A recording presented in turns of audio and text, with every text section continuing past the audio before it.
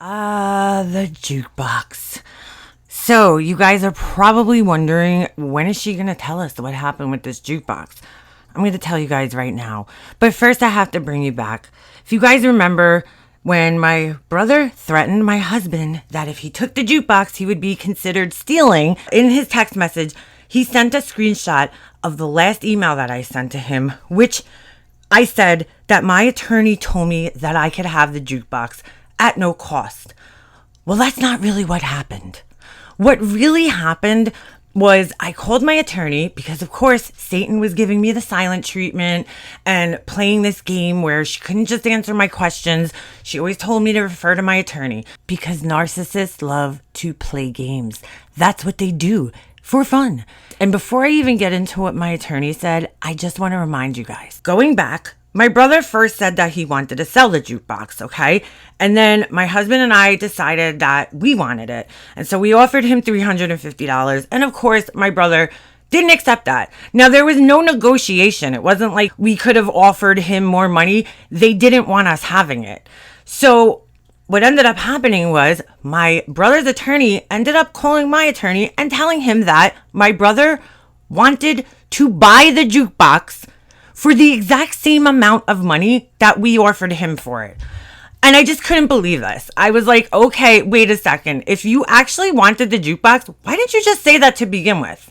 Why did you have to make it this game? It just didn't make any sense. These people were ready to junk everything in this house. They were going to pay a company $1,700 to remove everything from the house, which would have included the jukebox. Now, all of a sudden, after they told me several times that they had taken everything that they wanted, that they didn't want much, that, all these different things, making it seem like they had no interest in the items that were left in the house. Now, all of a sudden, they're bringing up things like photo albums and this and that, and now they want the jukebox too. So I now had to decide if I was going to accept my brother's offer to purchase the jukebox. But they were going on vacation. And so I'm going to read you guys the emails and tell you guys everything that happened in between and how this all panned out. And so let's get into the next video. And I just want to explain something to you guys. My brother and Satan actually contacted people about selling this jukebox, and now all of a sudden they want it. I can't wrap my freaking mind around this, no matter how hard I try, because I don't think they really wanted this thing. I don't know what happened, but I knew my brother was going on vacation. And again, this is incredibly, incredibly petty of me. I was so fucking done with these people. So done. I had given into their bullshit every step of the way. Nobody cared. And it was apparently clear to me that my attorneys didn't want to fight for me. And they were just giving in, because it's the easier thing to do. And I was just fucking done, right? So I knew Satan and my brother were going on vacation. And so while they were on vacation, I emailed them. I emailed them about the landscaper check because still my friend did not get paid for the landscaping. And I get an automated response from Satan that says that I will be unavailable 11/7/2017 through 11/13/2017. I will respond to your email when I return. For urgent estate matters, please contact, and she gives me her attorney's name and his email as if I don't fucking know it by now, okay? So I write back to her, emergency estate matters, and I put the laughing faces, okay? So I'm like, I tell my husband, these assholes are on vacation. And I left out a pretty important detail here, and that detail was that my husband and I kind of had it out with my attorney. Now, my husband never gets involved in this shit, but he got on the phone with my attorney, and he's flipping out how come we always have to give in all the time, and blah, blah, blah, blah, blah, because they were telling me to just let my brother take the jukebox. And I finally decided, one of my attorneys put it to me in a way that it just made sense. He's like, you have all this other shit, right? The jewelry, the phone, the iPad, whatever. Let him take the jukebox, and that should be it. But obviously, we didn't tell my brother yet because he was on vacation. And this is incredibly petty for me to do, but I really had it with these assholes. So I decided to go to my mom's house, okay? Because these assholes are on vacation. And so I was like, they want, the rest of the house has to be emptied out, right? And so I went to my mom's house opened the jukebox up, and I took out every single fucking record. You have the jukebox now, good luck finding records. My dad also had a file cabinet that was in the basement in this closet, and I took all the records out of there too. And I was like, you know what? Too bad, huh? Have fun finding all those. So I took all the records, and I still have them to this day. I was like, you guys want to make my life difficult? I'm gonna make your life difficult in return, you fucking pieces of shit. So that was that. Okay, Satan's on vacation, obviously couldn't speak with her. I'm messaging back and forth with my girlfriend about the check, right? She sends me, I can't believe this shit. She sends me this email telling me that Satan told her that the check for her got lost in the mail. Yeah, just blame the post office. This is the second time. So I decided to email her on November 13th, which is actually my grandfather's birthday. And I write, wow, you have no luck with the post office, huh? First they lost your thank you cards from your baby shower, and now the landscaper's check. It's amazing. Anyway, since you have had all these post office snafus, maybe it's best you write checks and let me take care of the delivery portion. You know, like I asked you to do in the first place. I don't know how you're going to get the checks to me though, since you're afraid of coming to my house. Perhaps you could get a carrier pigeon or a courier service to drop them off. Obviously the post office and you don't mix too well. I can always come pick them up, but yeah, the whole being afraid of me thing. I swear to you, I'm up to date on my cootie shots. I really stopped giving a fuck, just in case you didn't notice. Anyway, whatever you do, please include the key to the P.O. box and the piece of mail you took that was addressed to me. You can also include a check for PSEG in the amount of $132 and the check for general. Have a fantastic day, Leanna. I don't hear back from Satan on that one. Because of course, I'm calling her out on her lies. So why would she answer me? And so on November 16th, I get an email from her. Leanna, the property check is already in the mail to you today for your signature. Mail me any checks you need via USPS and I'll send them out. So I write back to her after that. Oh, fantastic. The silent treatment is over. Okay, so I'll drop those other checks off to you. No problem. Thumbs up. Thanks. So I don't hear back from her. I write to Satan on the 17th. And I say, I got the reimbursement check for the flowers. So weird. You said you paid for them, but this check is written out to Satan. So basically, when you said I paid for them, either you changed your name or it's Satan writing the emails and she made yet another mistake. Thank you for finally admitting it though. Amen. Hallelujah. Anyway, before I sign that check though, I'll need to see an actual invoice for the flowers. I'll provide you with a copy of what an invoice and or receipt looks like in case you don't know. I didn't ask Satan to buy flowers and I don't know what else she may have purchased at the florist. Technically, I shouldn't be paying her, but because I truly believe in doing what's right, I will. As soon as I see that invoice. It was the least she could have done for my mother after how she treated her in the years prior. Tell her I said thank you. And then I sent him a little thing that says, I will provide receipts for the flowers that I purchased. And then I got a fake like invoice and I sent it to her. And I said, here's what an invoice looks like. You see, it has a breakdown of all the items you purchased. I said, also, my attorney told me that you've suddenly changed your mind and now you want the jukebox. That's so weird because before I said I wanted it, you insisted on selling it. Strange how all of a sudden you want it. Let me guess, it's special to you now. Just like that heart-shaped ring and the plethora of other items from your beloved father that you were ready to pay somebody $1,700 to junk. I'm not really surprised though. This isn't the first time and I'm sure it won't be the last time that you have contradicted yourself in writing. And I show her the email that she sent to me. I have no problem trying to sell the jukebox. What were you planning on doing it? And then the other email. I'm not sure if or what your objection is on the jukebox. There are people that will buy it for parts or to recondition. I didn't set the $700 estimate. Jane Crockett did. Besides, if someone pays $700 for it, that's more than $0 and more for you too. I said earlier that day, you even told me how people will buy it for parts to recondition it. But now suddenly you decided you needed to have it. Interesting. It can't be because you just want to stick it to me or anything, right? So that was on the November 17th, okay? Now, as I told you guys, I was just done. After that, it was the 1-year anniversary of my mom's passing. November 20th, 2017.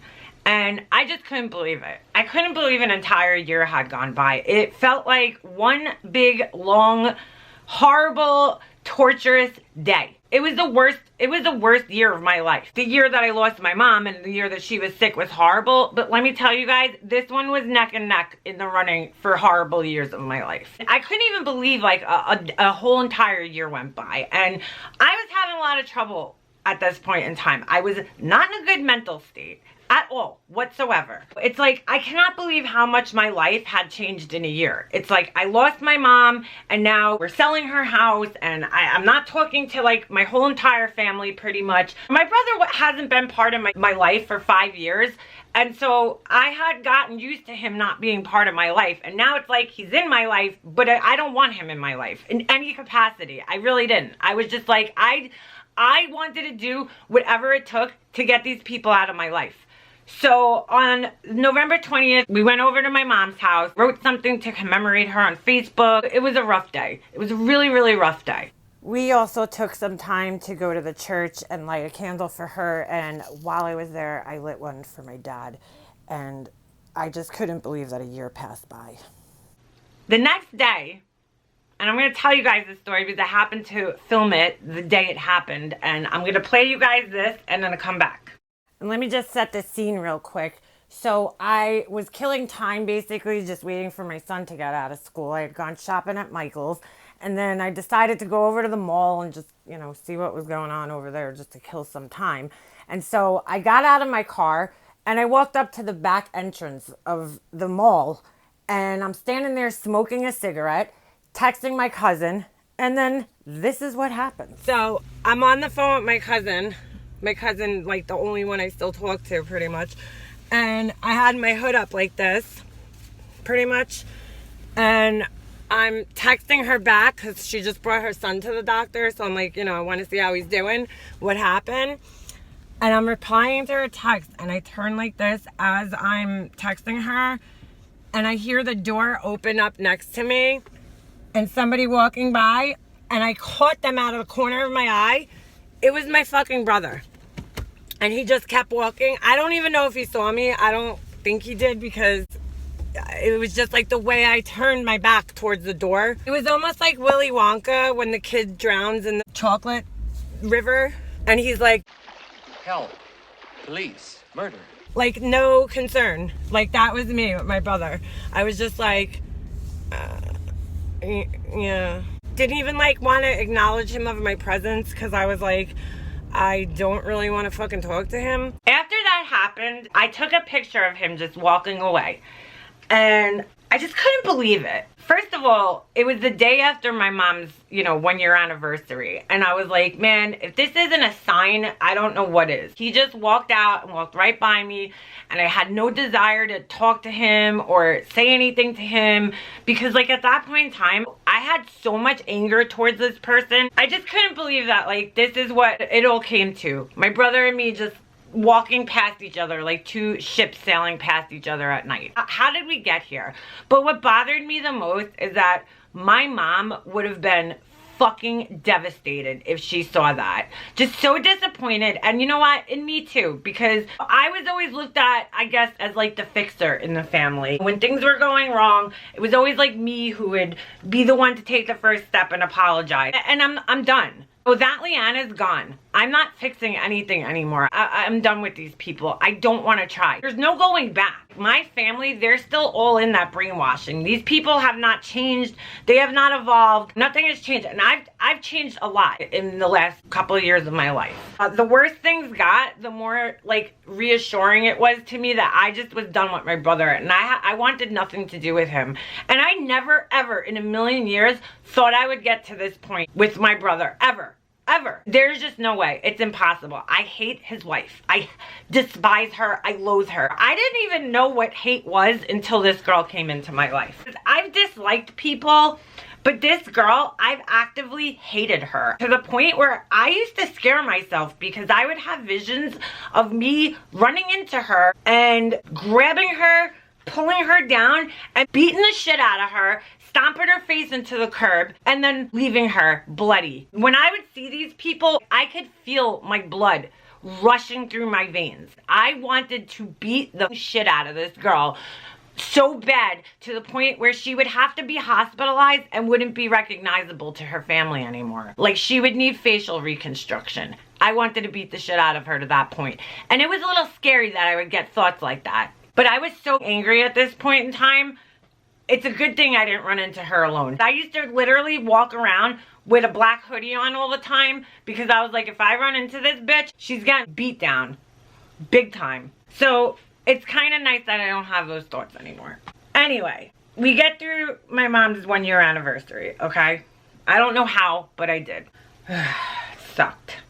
Once again, I decide November 28th, 2017, I'm gonna reach out to my brother. We are almost done with this shit. All the money that we had to collect was in. All the debt that we had to pay off was out. But pretty much everything was done. And I'm just like in shock. I'm like, I cannot believe that this is like really happening right now. I was so sad and overwhelmed. I was like a walking zombie. I almost like didn't exist. I had no patience for anybody. I was just so unhappy. And I started to really realize like I need to end this. I need this out of my life. I need these people out of my life. I don't want to deal with this girl anymore. I can't take it anymore. I don't even care who it is anymore that I'm talking to. I don't want to deal with either one of these people. I want nothing to do with these assholes. This was like this like roller coaster ride because it was like all this shit would happen, right? You'd get to the top of the peak and then it was like you would come down. I would calm down and try to like regroup and just like, okay, Leanna, keep focused. Keep focused on what you need, which is to end this shit, right? And just get everything over with. So once again, I reach out to my brother on November 28th, 2017. And I write to him, Steven, writing to you in the interest of getting this stuff over with. I'm done playing phone tag with attorneys and such. My lawyer has the contracts for the house, which needs to be signed by all parties. Personally, I think it would be best if we meet in a neutral location, such as my attorney's office. We can bang out the rest of what has to be done. We can sign the contract, the remainder of the medical bills that need to be paid, and partial disbursement checks. I think we all need to move on with our lives at this point. I just want to be done. I don't want to drag this out over the holidays, so let's get this moving. Please let me know your thoughts, Leanna. So once again, I was just trying to get this done because the thought of bringing all this bullshit into the holiday season with me, I wasn't okay with that. I'm like, dude, I'm not stressing out. It's bad enough this is like my second Christmas now without my mom. And, you know, I just want to have a quiet, peaceful Christmas. I do not want to go into 2018 having to deal with these assholes. I can't, the thought of it seriously made me just want to cry. So at this point in time, I was willing to do whatever it took to just get these assholes out of my life. I did not want to be tethered to them anymore. I didn't want anything to do with these people. I just wanted to move on with my life so I could start properly grieving the loss of my mom. Because at this point in time, I was not dealing with my grief. I was grieving, but I was so filled with rage and anger. It wasn't healthy. It was just unhealthy. Less than 10 minutes after sending that email, I get an email back from my brother. Leanna, please contact your attorney for an explanation on how real estate contracts are signed. Send me the checks for the medical bills and I will mail them out.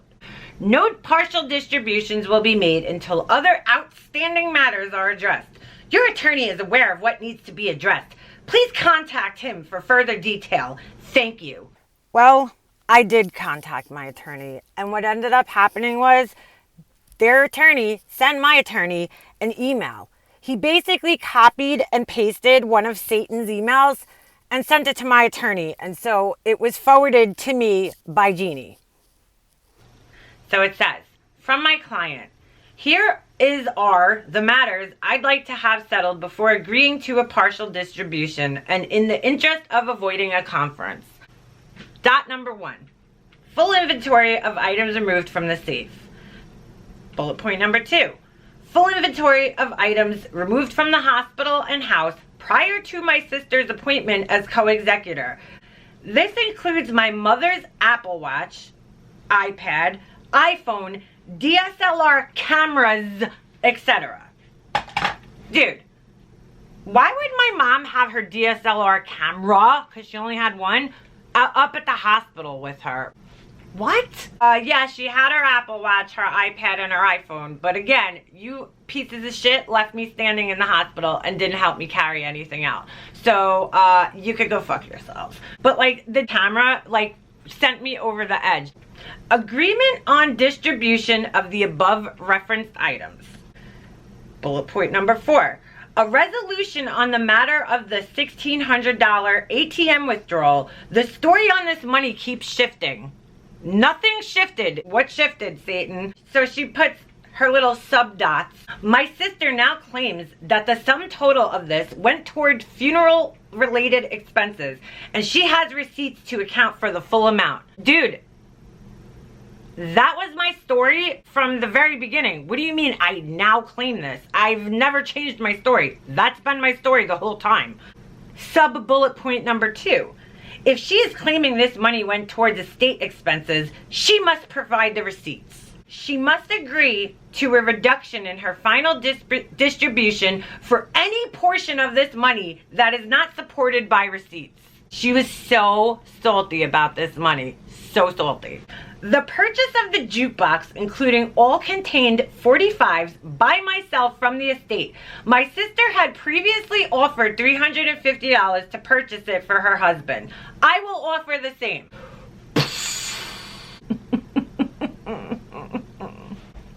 I don't even have words to say. I just don't. Ready? You guys ready for this? This is fucking hilarious, okay? This jukebox has a great deal of sentimental value to me. My sister had already removed a large amount of items from the house without giving me much of an opportunity to select items that I wanted or to object to what she wanted to take. I currently have no idea what she's taken for herself. I didn't give you a chance to object? Are you fucking kidding me? Hold on a second. Let's just go back in time for a moment to our phone call when my brother said this. So, no, I mean, I went through the house, took a few things. I have a list over here of what I took. You know, I'm not really, you know, I'm not looking to take a whole bunch of stuff in the house. And then the emails where he said this. As of the contents of the house, I only interested in my personal belongings and a few items that belong to Mom. I will not remove any non-personal items from the house without notifying you first and giving you the opportunity to object. After that, you could do whatever you wish with the rest of the contents of the house. And this. Attached is a complete list of items I've taken. So that means that you went through the house, which you've stated several times, and you've taken things, and you completed a list, which would mean you're done. I didn't give you time to object. I cannot even wrap my mind around the lies that this girl tells, and thinks that nobody has a memory, including her own attorney. So then she writes her next bullet point. Resolution on the outstanding medical bills currently in collection that were provided to Leanna at the meeting. She's had close to 90 days to investigate them and should have a final answer on the amounts to be paid by now. I think we had already settled that by this point in time. I just want to make it clear here that I'm not saying that my brother wasn't entitled to stuff in my mom's house. Of course he was. And he took stuff. And he didn't give me a completed list, even though that's what he said he did. But my problem is that you don't tell somebody, oh, we don't want much. Oh, you know, you could do whatever you want with the rest of the stuff. Here's my completed list. And then all of a sudden turn around and just keep adding and adding and adding things on. It's ridiculous. So everybody at this point was just completely fed up with them. I mean, it was ridiculous. And so my attorney decided to write a letter because now we were going to start keeping record of us trying to resolve things and them not, you know, being very easy with us. So I am going to read that to you guys in the next one. So with that said, see you next time.